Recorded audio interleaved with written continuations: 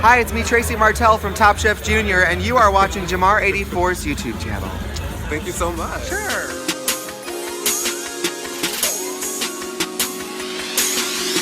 What's going on YouTube? Jamar. What's going on YouTube? Washington. This your boy, Jamar84 here once again. Hey, what's going on YouTube? This is your boy Jamar84 here once again, and we're here to review episode 9 of RuPaul's Drag Race entitled Realness. It's such a bittersweet feeling because this is like the last official episode of the show. This was an awesome season. We're gonna still review the show, but we're just gonna give a quickly talk about just the overview of the season. This season was such a redemption of last season, because even though while last season was going on, because we reviewed that season as well, I enjoyed it while it was happening. I still had my complaints, but now that I was able to see this season and see how it was produced, the challenges, how the queens, their stories progressed throughout the season, season 7 doesn't hold a candle to this particular season, and this season even had less queens, so just the camaraderie amongst the queens this go round was just, it felt so genuine. It feels just good and enjoyable to watch. You know what I'm saying? But it makes me sad that it has to go, but all good things have to come to an end. So let's go ahead and talk about the episode. So the episode starts off where they get right into it.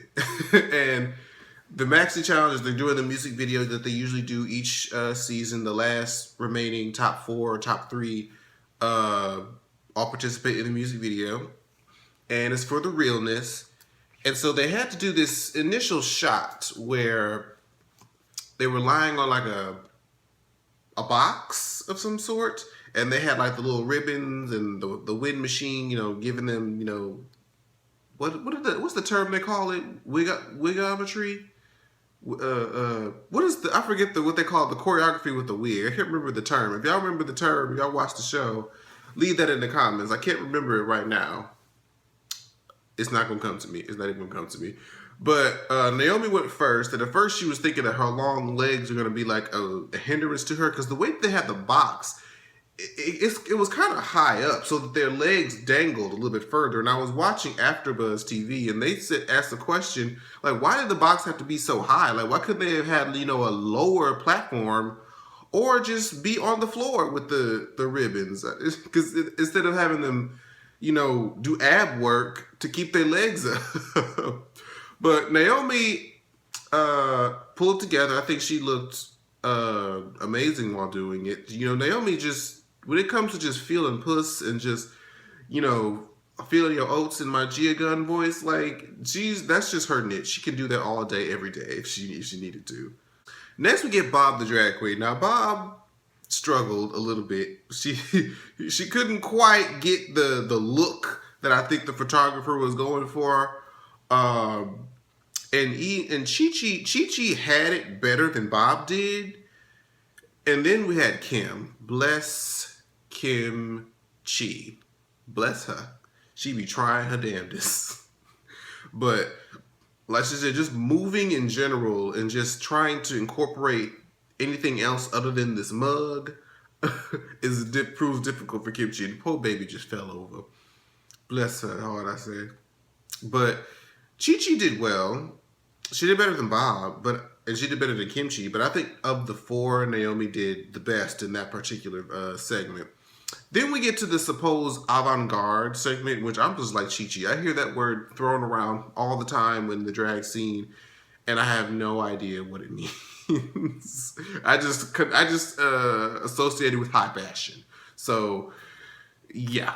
They had to, I guess they're supposed to just be themselves in front of the camera. And, Bob was giving a regular boom cat. It almost was like Bob was on autopilot, just doing what he knows to do. And the producer stopped him, or the photographer, whoever he was, that stopped him and was like, you're at a 5. I need you to be at about a 10. ump up the funny, do what makes Bob Bob. And so he was like, oh, okay. So he started getting really bug-eyed and just, doing this, and then fell into a death drop. I was like, okay, there you go. That's what we wanted to see. And then we got not Kimchi, but Chi-Chi.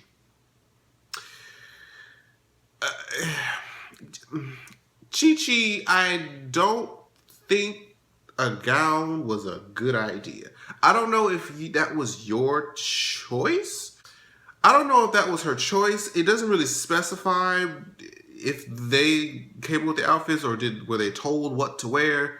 But not only was she in a gown, but she was in a gown that had huge holes in it. So when she's trying to dance, her heel keeps getting stuck in the hole. I'm like, and then just the makeup wasn't really all that great. I was like, what you doing, Chi-Chi? You usually look better than this girl. I don't know what's going on with that. But I mean, she was still giving what she could with what she had. So I'll commend her for that. Then we got Kimchi. Kimchi was giving me Big Bird Sesame teas, but I still love her. Still love her. She looks great. And she sat there with her. Did she have on her long nails in that shoot? I can't remember. But she sat there and gave, that's standing in that one spot. And because look, that's where she lives. That's where Kimchi lives now.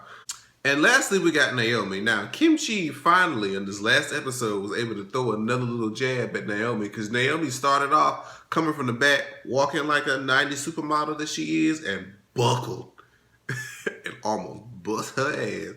And Kimchi was like, guess who can't walk in heels now, bitch?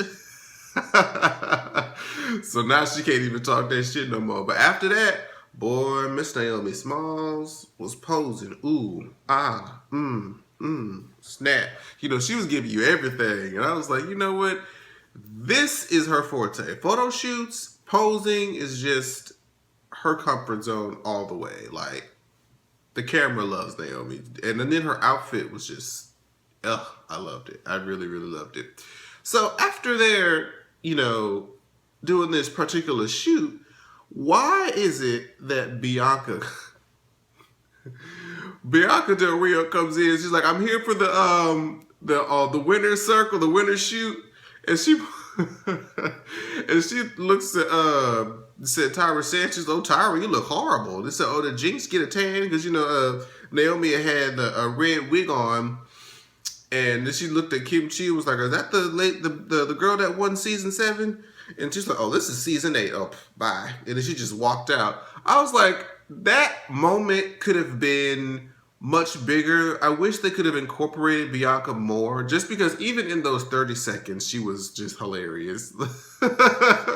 Even in those 30 seconds, it was just great and amazing. I love Bianca. I miss her, and I can't wait to see her. Oh, that reminds me.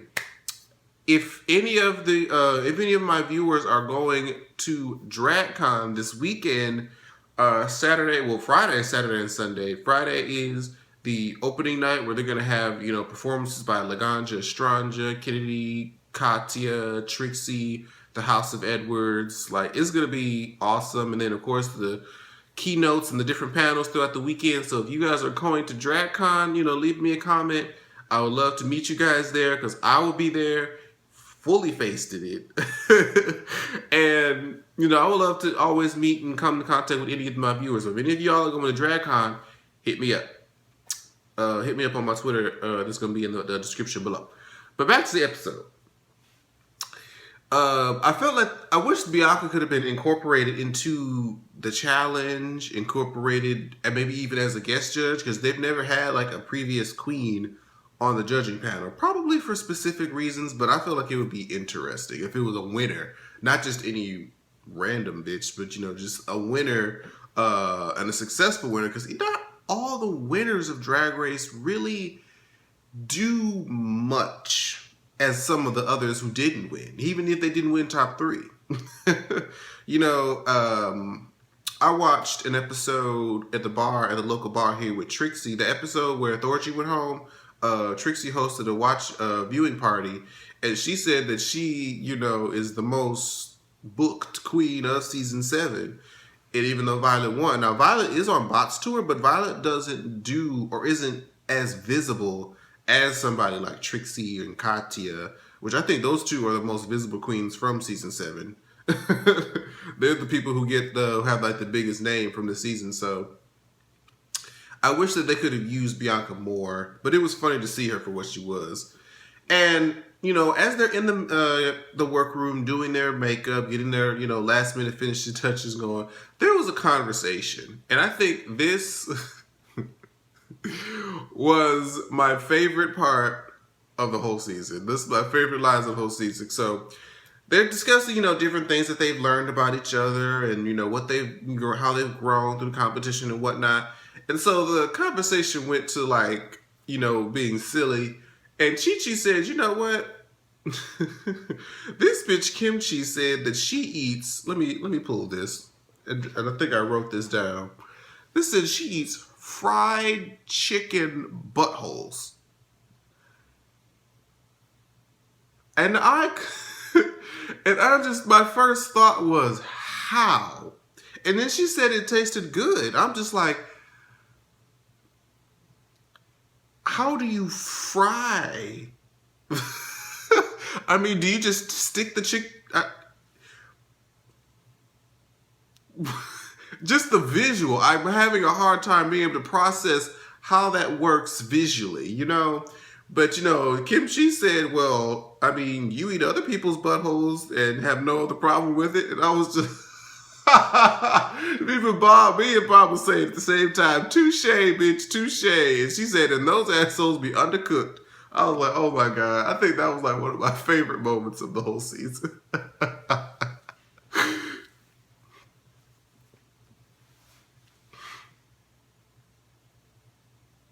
So then we get to the runways, and this is just supposed to be their best drag. Now, before we get to the queens, RuPaul, sis, I love you.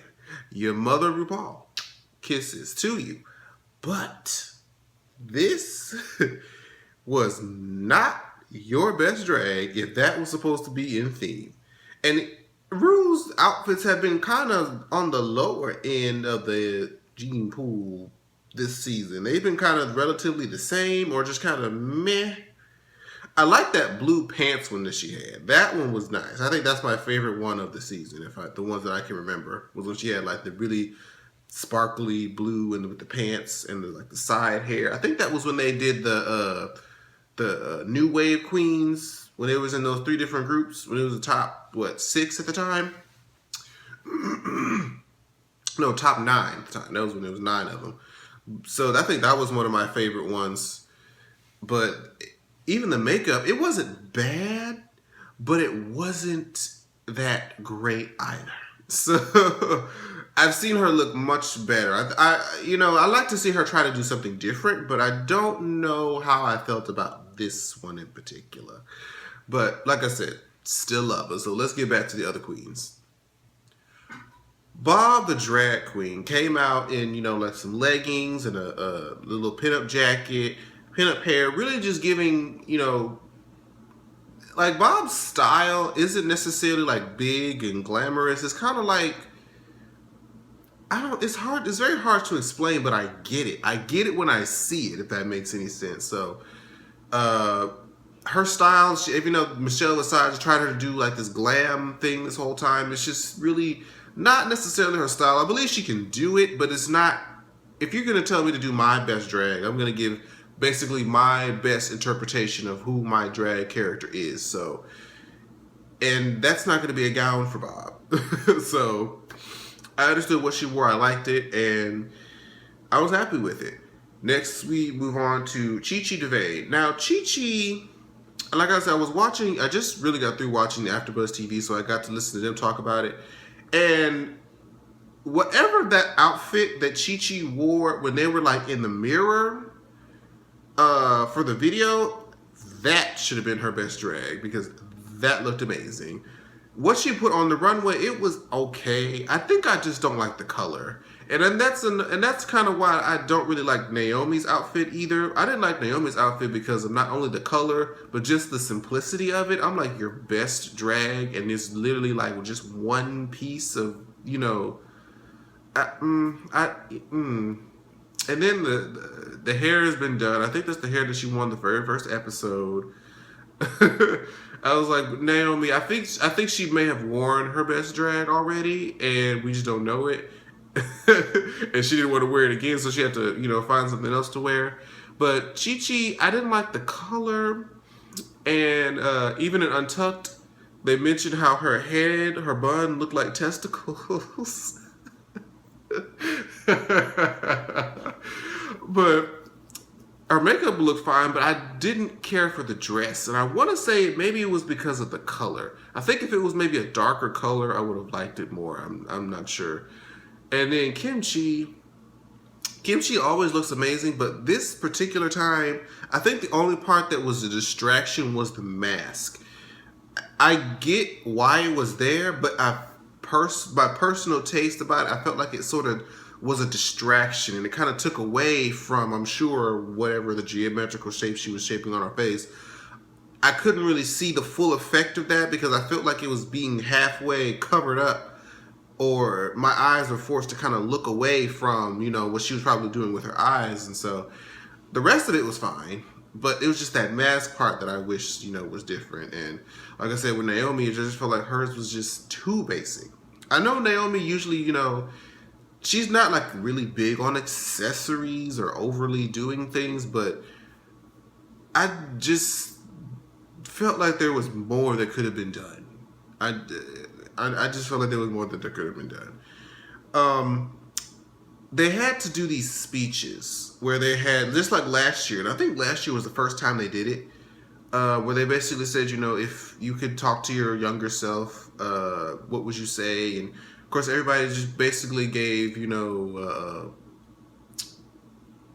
embrace yourself and love who you are. You may not understand what it is that you're going through right now, but, you know, keep your head up and don't give up. You know, that was pretty much the basis of what it was. But Kim's, you know, Kim got really, really emotional, and I think a lot of people really was able to connect with it because she said, you know, even though you may not feel like you're a part of the culture, because, you know, Bob and Naomi and Chi-Chi they grew up in American culture, whereas Kim grew up in, you know, Asian culture, which, as she mentioned during the season, doesn't have like a drag scene or any type of appreciation for the art of drag.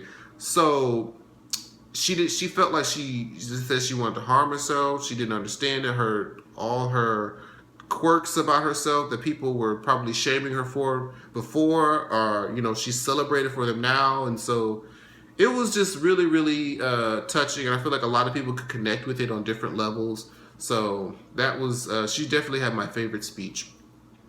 And of course they had to give the whole spiel on why they think they should win over the other competitors. And now that they pretty much all kind of did the same thing, where they said, well, you know, I do this, and, you know, I've done this, and da-da-da-da. Bob did say, I was like, Bob, you can't let this question slide by without stating, like, statistically, I've done the best in this competition. Bob won 3 challenges, and Kim's won 2, and I think Naomi has only won 1. Yeah, the Scarecrow one. I think that's the only one that she's won. So statistically, Bob has done the best in the competition. However, if you consider that Kimchi never really fell in the bottom 2, depending on how heavy you want to weigh that, you know, all depends on how you look at it. Now, Untucked, there wasn't really much to Untucked, but just the camaraderie amongst the queens and what they feel and what they've learned, and you know, just it's really interesting to see. I felt like there's this, like I said in the beginning of the video, there's this camaraderie amongst the queens that's really, really nice to watch. And last season, if you remember, by this point we had, you know, Ginger, Violet, Pearl, and Kennedy, and it just didn't feel right. I remember feeling I didn't want Kennedy to be in the top 3 just because at the time she was really one of the most unlikable people at the time, and the fact that she just eliminated Katya the previous episode. So I was just like, And then Ginger, I was kind of like, I don't hate Ginger. I really don't. I don't really hate anybody, but I just didn't want Ginger to win. And I liked Pearl. I guess I would have picked Pearl to win. And Violet, I was warming up to at the time. So I was like, okay. Yeah. So I just felt so like indifferent last season. And this season, I'm really cheering for all of them because I do indeed like all of them. And each week, except for Derek Barry, it was easy to see. It wasn't as easy to see each queen be eliminated. So I just love the season, you guys. It was a really, really awesome. I wish there could have been a little bit longer because we only got 9 episodes. But then again, we only had 12 queens, so it is what it is. But I just knew. I knew. My soul told me that once they had to do their lip sync, and did you see that they had the cute little choreography when they said when they're moving into the house, they all did the little house? I caught that when I saw it. I'm like, wait, that looked choreographed. And then it wasn't until I saw Untucked and they said, well, we should all do like the choreograph at that one part and then just do whatever we want to after that. I'm like, that is really cool. That makes me feel good to see. That means that there's really no animosity between these queens. They know it's a competition, but they're still able to give, love and respect to each other, and they're going to carry this relationship past Drag Race. So that's an awesome thing to see. And after the lip sync, I was just like, oh my goodness. I just knew. I knew it! I knew it! Since Chi-Chi will not be advancing to the top 3. I was so sad because I know I had been team Chi-Chi this whole time. And I was thinking that she might pull that underdog thing. Just like I said last week with Adore, she lip synced twice. She didn't really have. Oh, I see Ru. Hey, man. But yeah, she had that whole same appeal. So I thought like maybe she would get there, but not quite. But it is interesting because it said maybe they wanted to give her this to maybe possibly make her the Miss Congeniality of the season. I'm like, there's something I hadn't thought about. I'm still thinking that Cynthia Lee Fontaine should have it, but I wouldn't be shocked if Chi-Chi got it. Now, I've heard people saying that Thor might get it. I don't think so. And I don't think so because as she went out, she was getting like a more of a negative edit. So I don't see Thor getting it. I think it would be between Chi-Chi and Cynthia Lee Fontaine. I hope Cynthia gets it just because even though she was out in the 3rd episode, I still think she has Miss Congeniality written all over her. So best of luck to both. Like I said before, that's pretty much the episode, you guys. I'll be off at DragCon this weekend at the LA Convention Center. I'm so excited to meet all the queens from this season and past season. Hope to see some incredible people there. I know I'm going to see some awesome drag.